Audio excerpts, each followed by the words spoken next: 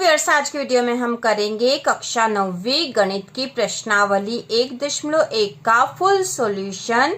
तो यहाँ सारे ही प्रश्नों के हल हम कर लेंगे। तो इसमें जो प्रश्न नंबर पहला है वह है, क्या शून्य एक परिमेय संख्या है? क्या इसे p बटा q के रूप में लिख सकते हैं, जहां p और q पूर्णांक है और q 0 के बराबर नहीं है? तो इसका उत्तर हम लिख देते हैं। उत्तर, सबसे पहले हमसे पूछा कि क्या शून्य एक परिमेय संख्या है, तो इसका उत्तर आएगा हाँ, शून्य एक परिमेय संख्या है। शून्य एक परिमेय संख्या है। इसके बाद हमसे पूछा कि क्या इसे p बटा q के रूप में लिख सकते हैं, जहां p और q पूर्णांक है और q 0 के बराबर नहीं है। तो हम लिखेंगे इसे p बटा q के रूप में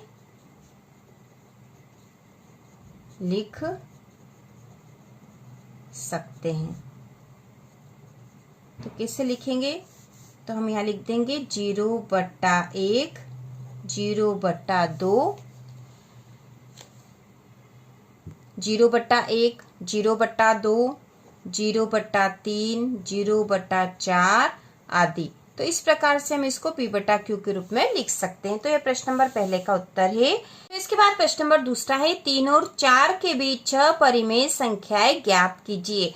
तो इसको हल कर लेंगे। 3 और 4 के बीच में हमें 6 परिमेय संख्याएं निकालनी है। तो 6 संख्याएं निकालने के लिए हम 6 में 1 जोड़ देंगे, तो 7 का गुणा हम उसमें कर देंगे। तो 7/7 का यदि गुणा करेंगे तो 7 से 7 कट जाएगा और इससे संख्या पे कोई फर्क भी नहीं पड़ता। तो यहाँ पे देखो 3 है तो 3 के बटे कुछ नहीं तो 1 लिख देंगे, गुणा 7/7। तो 7 से 7 कट जाएगा, तो यहाँ पे यही मूल संख्या हमें मिल जाएगी। अब गुणा करा तो 7 या 21/7 आ गया। और अब हम यहाँ पर 4 भी कर देंगे, तो 4 के बटा 1 गुणा 7/7 बराबर 7 चौक 28/7। तो अब हमें दो नई संख्या मिल गई, 21/7 और 28/7। तो 3 के स्थान पे 21/7 और 4 के स्थान पे 28/7 हमें मिल गई। अब इनके बीच की परिमेय संख्या हम लिख देंगे। तो हम यहाँ लिख देंगे 21/7 के बाद 22/7, 23/7, 24/7, 25/7, 26/7 और 27/7। तो इस प्रकार से हमने 6 परिमेय संख्याएं 3 और 4 के बीच की लिख दी है। इसके बाद अगला प्रश्न नंबर तीसरा है, 3/5 और 4/5 के बीच 5 परिमेय संख्याएं ज्ञात कीजिए। तो यहाँ हमें 5 परिमेय संख्याएं ज्ञात करनी, तो हम 6 का गुणा कर देंगे, 6 का अंश और हर दोनों में। तो यहाँ पे देखो हमारे पास संख्या है 3/5, तो इसमें हम 6 का गुणा ऊपर, 6 का गुणा नीचे, मतलब अंश और हर दोनों में गुणा कर दिया। गुणा कर देंगे तो हमें मिल जाएगा, यहाँ हो जाएगा 6×18/6×5 इसी प्रकार से हम 4/5 में भी हम 6 का गुणा अंश और हर दोनों में करेंगे, तो हमें मिल जाएगा 6 चौक 24/6×5 तो अब हमें 18/30 और 24/30 के बीच की परिमेय संख्या लिख देंगे। तो अब हमारे पास आ जाएगी परिमेय संख्या, 18 के बाद हो जाएगा 19/30, 20/30, 21/30, 22/30, 23/30।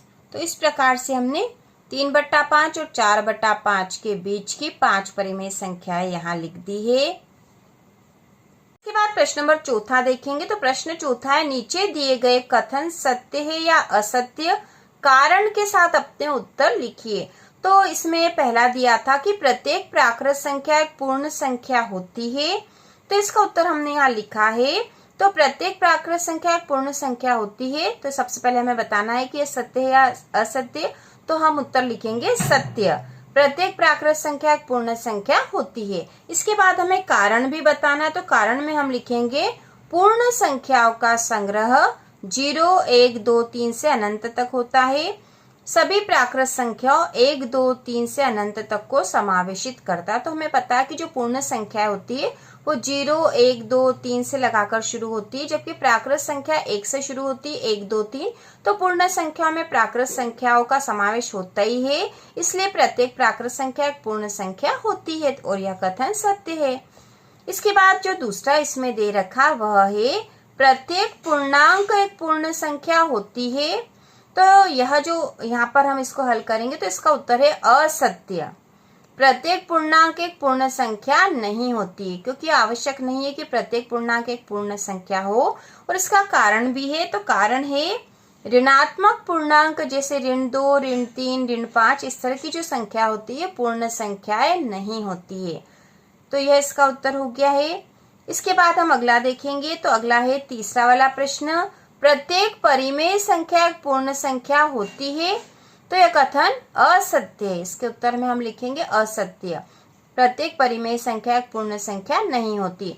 अब इसका कारण भी देख लेंगे, तो कारण है कि भिन्न वाली परिमेय संख्याएं जैसे 1/2, 3/4 और इस प्रकार की और भी संख्या हो सकती है, पूर्ण संख्याएं नहीं होती। तो भिन्न वाली जो परिमेय संख्याएं वो पूर्ण संख्याएं नहीं होती, इसलिए प्रत्येक परिमेय संख्या एक पूर्ण संख्या नहीं होती है।